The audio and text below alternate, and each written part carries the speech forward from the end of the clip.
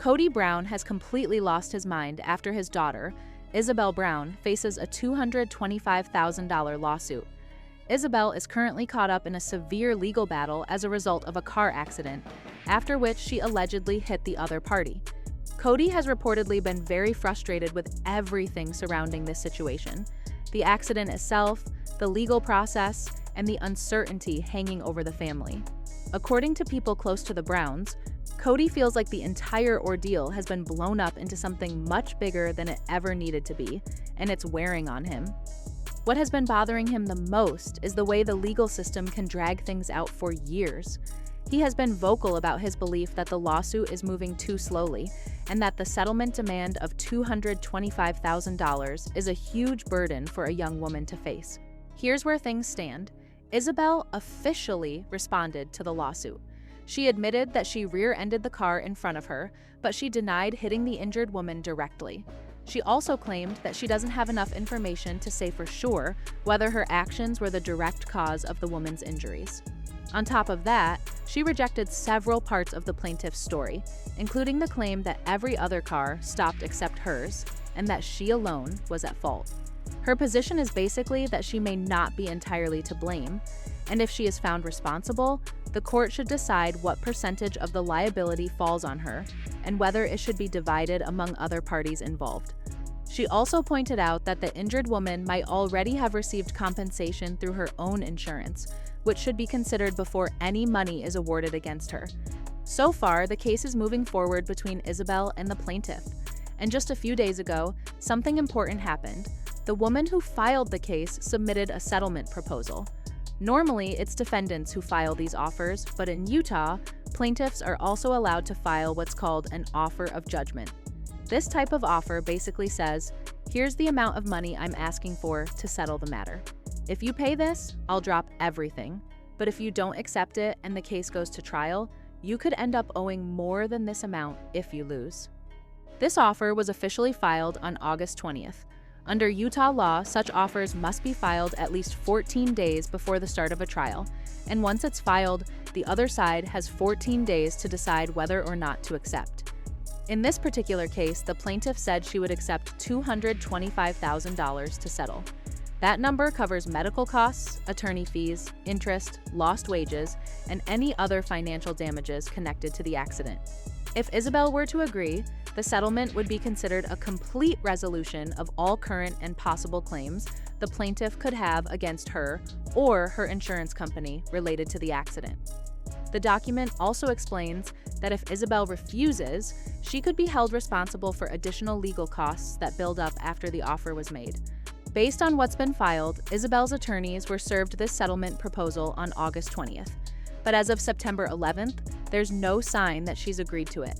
That means the case is still active, and unless something changes, it will probably move forward to trial.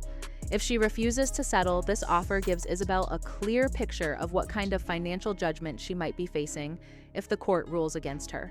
It's also possible her insurance could become part of the case, though at this point, no filings from an insurer have shown up in the court records. For now, it looks like things are still between Ysabel and the plaintiff. But if she does lose and the court rules fully in the plaintiff's favor, the financial hit would be very large. To give some perspective, accidents like this in Utah, particularly chain reaction collisions on highways, have often resulted in severe injuries and even fatalities. In fact, in the very same area where Ysabel's crash occurred, there have been recent accidents where people had to be airlifted from the scene and highways were shut down for hours. This shows the potential seriousness of these types of crashes. Ysabel has already admitted to being the cause of the accident, but she hasn't admitted that she caused the woman's injuries. A comparable situation happened with Peyton in Nevada. He rear-ended a vehicle carrying two women, both of whom ended up injured. That case wrapped up with a payout of more than $35,000. Although that accident wasn't on a freeway and didn't involve multiple cars, Kody and Peyton still fought it all the way to arbitration. In the end, the arbitrator concluded that Peyton was negligent based on hospital records, accident reports, and police documents. So, when you see a settlement demand of $225,000 in Ysabel's case, it suggests the injuries involved were more significant and probably required hospital treatment or long-term care. In Utah, you can only file a negligence lawsuit if damages are over $3,000. So, when the amount being requested is $225,000, that makes it clear the injuries are being treated as serious and expensive. Of course, that number doesn't mean the plaintiff will definitely win. But in the legal process, the court typically accepts the plaintiff's claims as accurate unless they are disproved. Here's how the legal timeline looks. The plaintiff already gave Ysabel her initial disclosures, which is basically a package of evidence, witness information, and the key details of her case. Ysabel had until September 16th to provide her disclosures in response. The phase for fact discovery is scheduled to end on April 14th.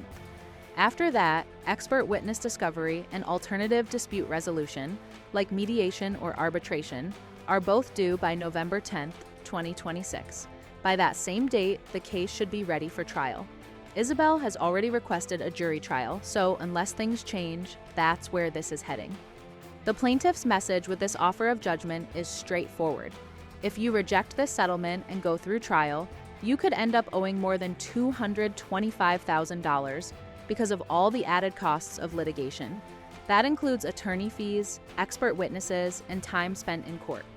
Insurance companies sometimes prefer to settle early in cases like this because it can save money overall. But if they feel the damages are questionable, or they believe other people might share the blame, they might choose to fight in court instead. Facing a lawsuit is never easy, but one positive thing for Ysabel is that she has a large family, and they seem to be mostly supportive of her through this situation.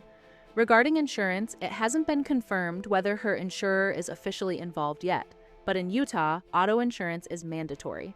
And considering Ysabel's family is wealthy and drives newer vehicles, it's very likely she has coverage. Kody Brown has reportedly been very frustrated with everything surrounding this situation, not angry with Ysabel herself, but upset at the accident, the legal process, and the uncertainty hanging over the family. According to people close to the Browns, Kody feels like the entire ordeal has been blown up into something much bigger than it ever needed to be, and it's wearing on him. What has been bothering him the most is the way the legal system can drag things out for years. He has been vocal about his belief that the lawsuit is moving too slowly and that the settlement demand of $225,000 is a huge burden for a young woman to face. He feels that the case could have been resolved much faster through insurance rather than being pushed into court.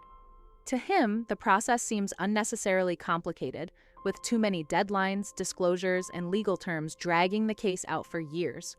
Kody has said privately that what upsets him most is seeing his daughter stressed by something that might not even reach trial until 2026.